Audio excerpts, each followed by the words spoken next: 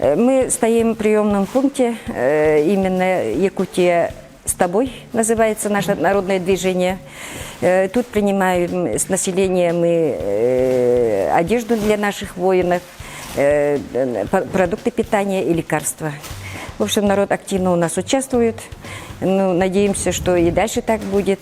Если мы своих воинов будем поддерживать, действительно, то, что случилось, то случилось. Теперь надо им только морально, материально помогать. Вот тогда только дух у бойца будет крепкий. Мы здесь в штабе работаем уже со дня организации. Это с 27 числа, 27 сентября. Призыв был по WhatsApp, было много информации, чтобы пришли добровольцы, волонтеры.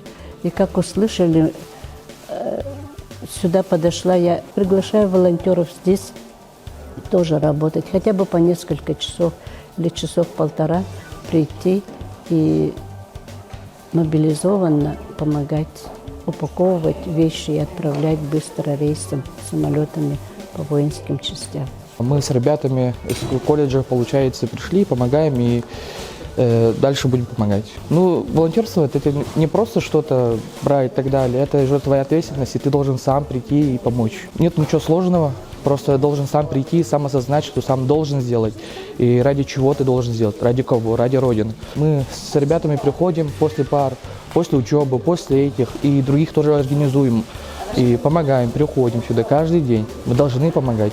И слава Богу, что люди понимают это и приходят, все равно приходят и приходят, помогают, чем могут помогают, и это очень хорошо. Призываю всех тоже приходить, помогать, без этого никак не получится. Все, если вместе не объединимся, это тот момент, когда надо объединиться. Просто, как говорил Владимир Владимирович, без этого никак.